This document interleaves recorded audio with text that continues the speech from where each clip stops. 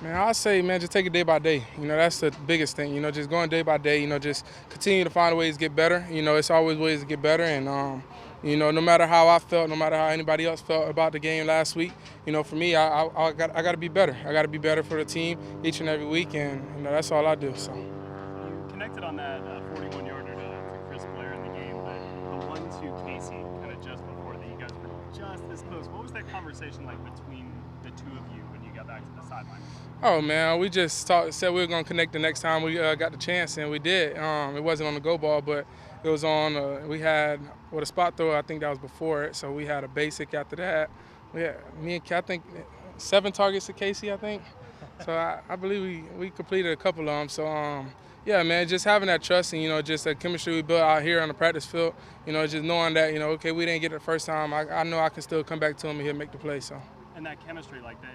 Because I would imagine it is so important when you guys are 35 yards apart from each other during a play, and that distance is only increasing, that you see things the same way from different vantage points. Like, how do you feel like that's coming along with you and the receivers?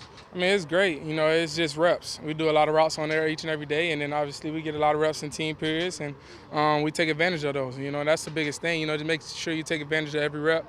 Not taking any reps off, and just giving each other a great look. As long as I know he gives me a great route. And if he's wide open, I'm gonna give it to him. If it's pause, if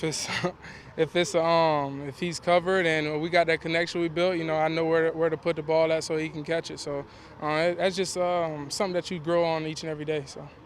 What did you see on that play today in practice where I believe it was AJ intercepted you and the ball was intended for OJ? Yeah, one-on-one. You got to give your guy a chance, and that's what I did. AJ made a good play.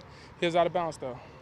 Given your time in training camp and the preseason game versus Miami, what would you say has been the biggest adjustment into the NFL thus far? I feel like, just the time you have. You got so much more time, it's all football. It's not, you don't got school, you don't got, all these different tutors you got to go to and stuff like that. It's football. You just building and getting better on your craft each and every day. So. Raheem has been very big on the identity is going to kind of establish itself out on the field.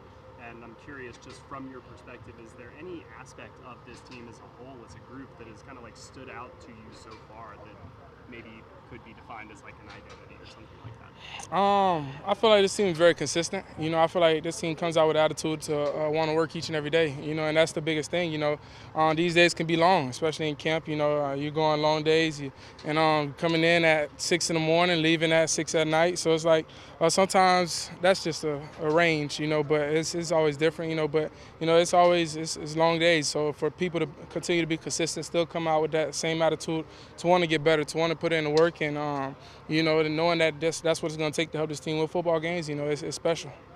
Going into your second preseason game now against Baltimore, what are you looking to do in that aspect, assuming you're going to play a lot again? Yeah, for me, like I said, I just take it day by day.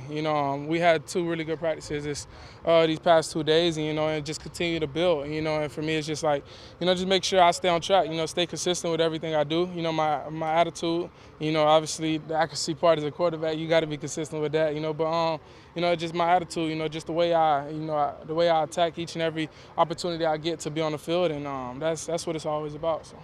Did you have a reaction to this morning's news of the trade for Matthew Jujon, knowing he's going to be across from you? Oh yeah, that's big time. That's big time. I go against the ones and in practice, and he'll be out there whenever I'm up. So it's going to be a lot of great looks. The guys that we have now, they've been giving me great looks as well. But to add him to the team, it's definitely special. So. How would you describe the culture of the Atlanta Falcons? Oh man, I say. The culture, I feel like it's contagious. It's just the way that we go about like our business. Like I said, just the consistency is contagious. You see one guy, catching. You see who is that? That might be Jesse. If that's Jesse, he's here every day. Before practice, he's catching. He's doing it after practice. Then you see the younger guys coming out doing the same thing. Just seeing him, the culture is contagious. And I feel like everybody builds off of, the older guys, the veterans, just showing the way and showing how, they operate and why they're at the point they're at in their career. For me, Kirk in his 13th year, for me just seeing how he operate, and like it's contagious. Mike, I don't know if I've seen the wristbands, so apologies if that's just on me, but are those new or have they been out here? No, the quarterback wristband. Oh yeah, we just started using it. You know, because in the game you might need some play calls on there, and just getting used to it, getting comfortable with it.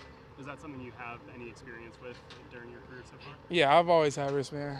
Yeah. Is that comfortable for you to kind of just have it there if you need it? Yeah, for sure.